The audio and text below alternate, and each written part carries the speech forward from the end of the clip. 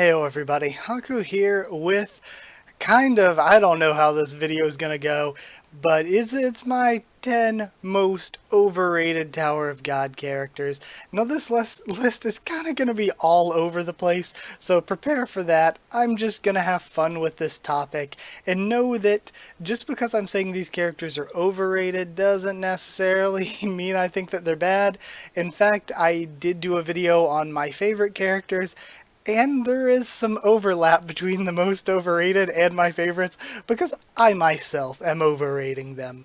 Also, it's a situation where, I really like doing the underrated character video that I did, because it's sort of a situation where I can be like, all these Tower of God characters deserve more love. And it's like, I think all the characters deserve love. I don't think these characters deserve less love. I'm just pointing out that I think they're overrated, and I'm gonna have fun with this video, because trust me, you'll see as I go through the list, it is a bit all over the place. Also, this is a video that I basically made this list. I took my notes on it and everything right after I did the underrated characters video. So this has been a long time in the making. I just haven't been able to record it because real life has been so crazy. But I challenged Dr. Bonehead to this, and he already got his video out because, of course, things just broke down for me in real life and it took me so long to make this. I haven't watched his yet. I'll probably watch it after I record this because I didn't want seeing what he said to affect what I said in any way. So I'm probably going to watch that after this, and I would definitely, again, go recommend you to watch all of his stuff as soon as you finish watching this, I guess. But yeah, either way, let's start getting into the list so that I don't drag on this, this intro any longer with number 10. And I'm starting the list off with a character that I do actually legitimately like. I really like Yuna, but I'm going to say she's the 10th most overrated to me. Now, people really like her. She's a very popular waifu character, but I just really don't think she's done all that much that impresses me outside of Dollar Show. Dollar Show, she's a really good, really interesting character. Outside of Dollar Show, she really hasn't done much of anything nearly ever, though. So that's why I'm putting her here. She's overrated for me because, again, oh man, I feel like people are going to hate a lot of my choices for this list. But yeah, she's a character that I like, especially in Dollar Show she was good. Outside of that, though, I don't really see it.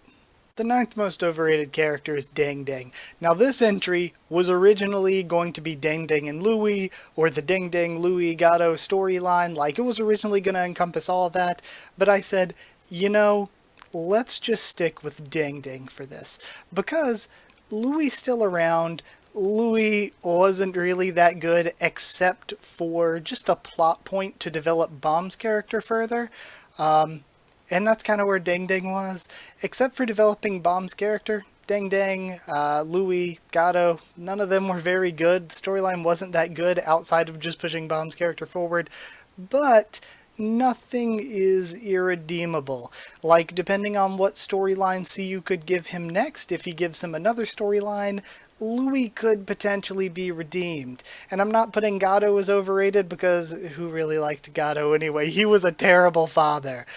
But Dang Dang, I think, is overrated just because his story wasn't really all that great, and also he was hyped up heavily in the beginning parts of Season 3 as this potential savior of the canine people, this proof that, they weren't slowly weakening over time, that he was really strong, and Yama had high hopes for him. And then we see him do nothing. We don't see Dang Dang do a single thing. Except he might have maybe tried to do something in that one hallway encounter where Paul showed up and just murked everybody. But even then, that didn't really lead anywhere for Dang Dang doing anything. So that's why Dang Dang is on this list, is because he was a character that the story really hyped up, but didn't really ever do anything with. To me, the 8th is Pericle, just because I don't find Pericle that funny. I feel like Pericle to the fandom is trying to be this, if you read One Piece, like a Buggy or Usopp type character, where they're comic relief, but that just makes the fans like root for them and use them as a troll character and want to see them back. And I kind of feel like that's what the fandom wants of Pericle. I kind of feel like that's what CU was going with Pericle around season 2. But I just don't think he's that funny. He is no Buggy. He is no Usopp. So to me, he just doesn't really fill that role very well. And he's a character that I just see people bring up as a joke character or a troll character all the time. But to me, I'm just like, I couldn't really care less about Pericle. Seventh place is going to be way out here, and it's the floating heads. It's Kesa the Furious and Arvin Liu, I think is his name. Not Armin, that's Attack on Titan.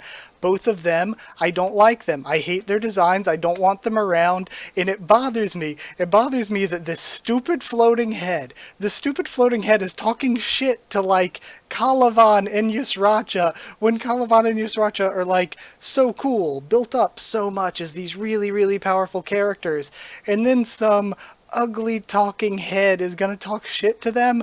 No, and like nobody's hyping them up. So why are they on an overrated list? That's just because I think them existing, people acknowledging that they're here, overrates them. I can't stand them. I don't like the floating heads, don't like their designs. I just, they could have been taken out of the story. You could like Men in Black memory wipe me, and I would like, the story would be the same if you took those characters out. But yeah, I don't like that these random talking heads like exist in these high positions and are talking shit to characters who are actually cool. But the one redeeming thing that could happen is if those are just like avatars for the real Arvin Liu and the real Kesa, and they don't have terrible designs, but those are just like these little projections, avatars that they use. So yeah, that could always be remedied, that could always be fixed, but as it stands now, they're on this list just because I don't like them. The sixth most overrated character to me is Kunai Agnes, and before you come at me here, he's one of my favorite characters and has been one of my favorite characters from like the beginning. I just think that for somebody who's like so cool and so smart, he kind of gets played a lot. I mean, like, he's been played by Rachel at least like 2 times now. And this is Rachel we're talking about, someone who he has also played quite a few times. I just feel like, and there's a lot of times, especially season 3, I don't know why this is a recurring thing in season 3, where somebody will say something or something will be revealed in the plot and he'll just be dumbfounded. He'll be the one specifically going, "What? How? I could not have predicted this," but he's supposed to be this really, really, really smart guy. So I think he's a little bit overrated when compared to amazing, brilliant minds like Shibisu. So yeah, gonna put him here. He's one of my favorite characters, but I'm also putting him on the overrated characters list because I'm one of the people also overrating him. Also, he just comes across as like, this Among Us reference is going to be very dated very quickly probably, but he has big third imposter energy. So yeah, Kunai, I love him so much, but I'm putting him on the overrated characters list. Fifth place when it comes to overrated characters is Dewan. Now, some people seem to hate Dewan a lot more than I do. Like, I don't think Dewan's a good character or anything, but some people seriously hate her. But the reason that she is here for me is, again, because she's been hyped up as this ancient warrior who's supposed to be really, really, really cool and all that, and then she just flip-flops a lot. And now, I'm okay with characters changing sides when they're like, okay, I think this is the way, like if they're a villain and they're like, okay, I think this is the way to achieve my goals, but then they're proven wrong and they're like, you know what? Maybe I can be a good guy to achieve my goals. And there are a lot of different ways that characters can turn good or evil or change their mind about different situations that I think works. But then Dewan has just flip-flopped around a lot over very small things. It just feels like she has jumped all over the place with her motivations and with how she plans to go about satisfying those motivations. Dewan is just kind of all over the place, and for a character who was hyped up a lot before she showed up, I was expecting a bit more when she got here, and she's kind of been a bit of a disappointment. So I kind of feel like CU hyped her up. People who still like her, maybe I guess they hype her up.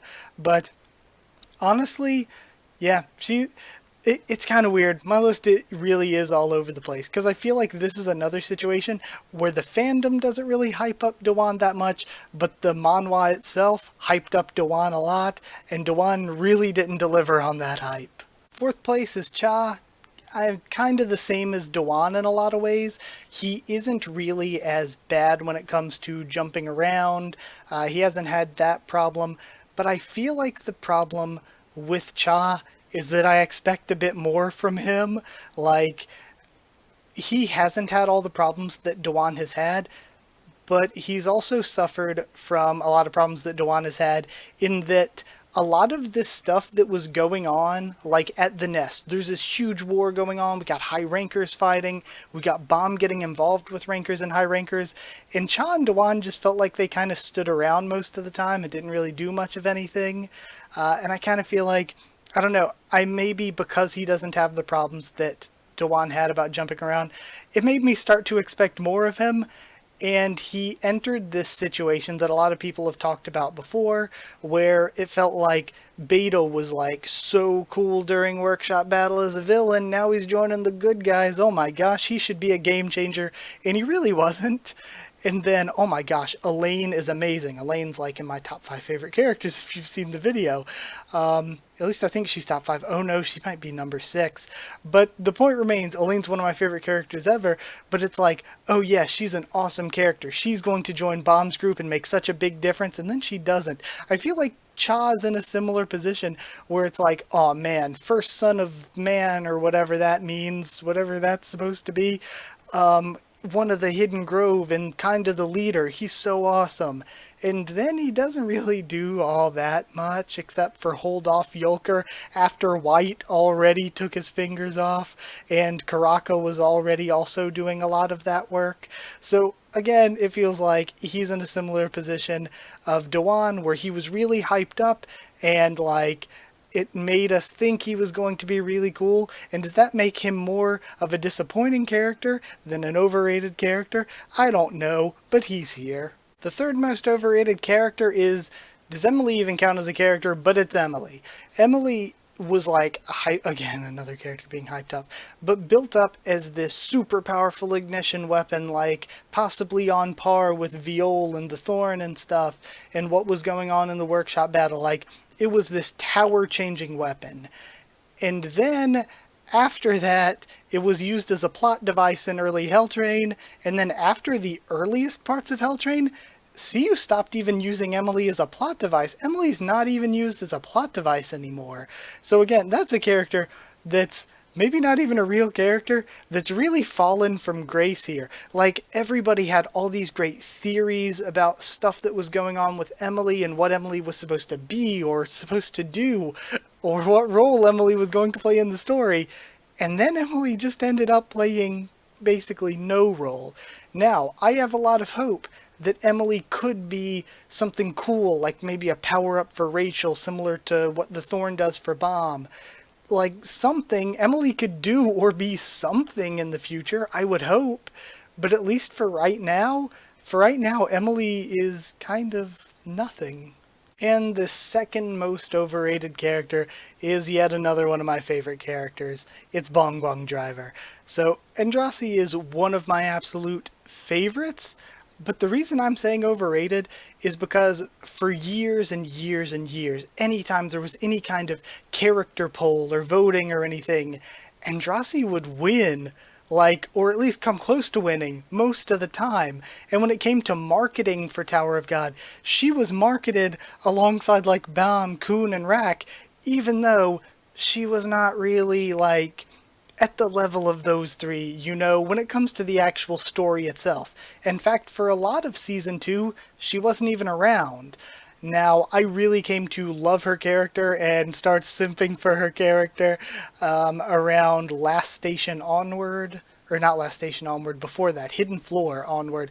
Because her story in Hidden Floor was so, so good. And even like Floor of Death, before that, she was really good. But she's a character that I've always liked, and then I came to like even more during the Hidden Floor. But at the same time, I'm like, all the people that say she's like the best girl, doubt. I don't really see it. All the people that like always voted for her as like one of the best characters, no. Especially early in the series. Early in the series, nah. Yeah, I think she's entirely extremely overrated, even though she is one of my favorite characters, so I guess I am also overrating her, but 9 or 10 through 2 on this list are kind of just up in the air. A lot of them are a mixed bag. A lot of them are here for different reasons. But number 1 is the only one that I think is like just miles above these other 9 when it comes to being overrated. When like CU, the fandom, incredibly overrates them to like such an undeniable degree. So yeah, let's talk about number 1. Let's unpack this here for a second. Number 1 is Kunran, and CU loves him, doesn't he? Ron is a character that takes up so many other character storylines. And not only that, he just gets everything handed to him. CU just hands Ron so many storylines. He tries too hard for Ron, I think. And I mean, I guess it kind of works because so many people say that Ron is their favorite character, when in reality, CU just pushes this character and pushes this character and pushes this character, but he's not that unique. He's kind of a knockoff Killua from Hunter x Hunter. He's not that unique even from characters that we see in the series like Kunai Agnes or Macheni. He's not that funny. I mean, he has a couple good moments in the sort of Devil of the Right Hand arc. He's not that exciting or interesting like when it comes to characters that I want to know more about their backstory and more about who they are as a person. He's nowhere near on that list for me. And yet, CU gives him a fight that should belong to Rock. And because it doesn't go to Rock, it kind of embarrasses Rock for an entire arc. Rock gets taken out by Yuna. So it's like, okay, Rock needs to find a way to come back, to find a way to beat Yuna the second time during the rematch. And during this arc, Killua or Ron has already gotten a 10 bosses fight, like a full fight.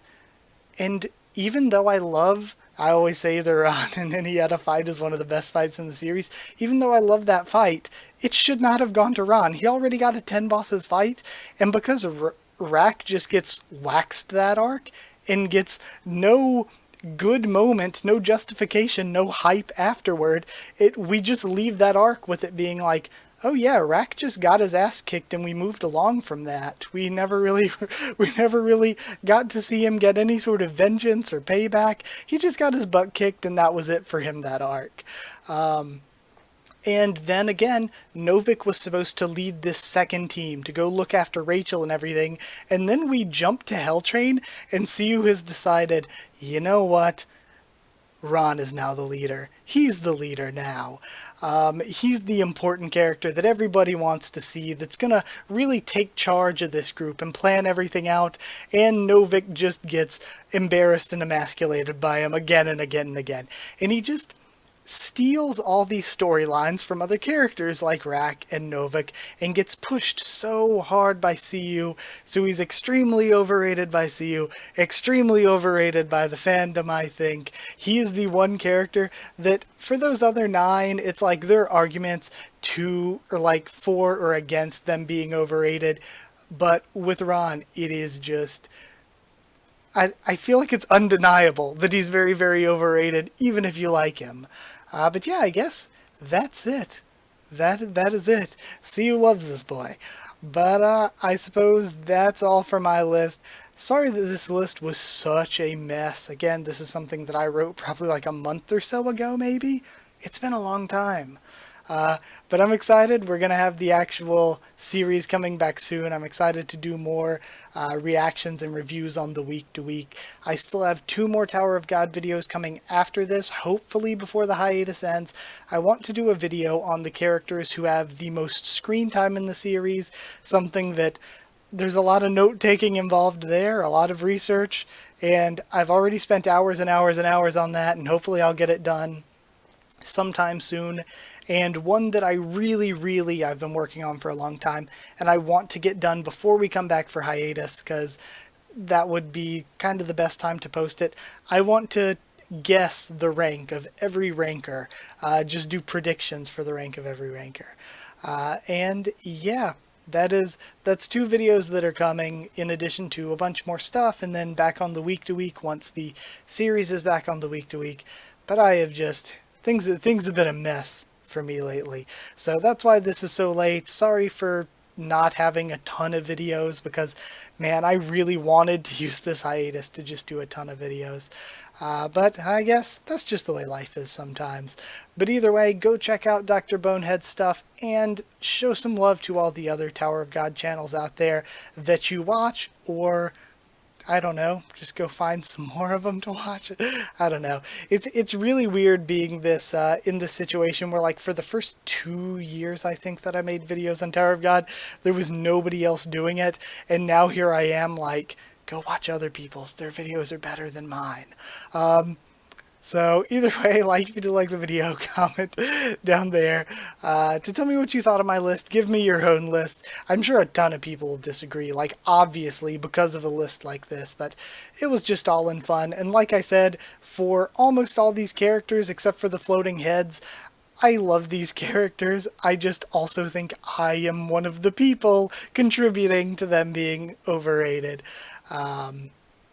Like, comment, subscribe, follow on Twitter if you want. If you want a link to the Discord server, ask and I'll give you one. It's free and open for anyone. If you want to help support the channel and help me keep making videos by supporting on Patreon, it's patreon.com/Haku of the Tubes, or a link will be in the description.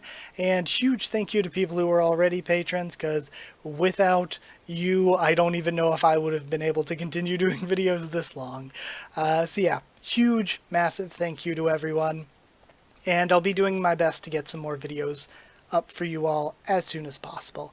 Thanks again for watching, and I'll see you all next time.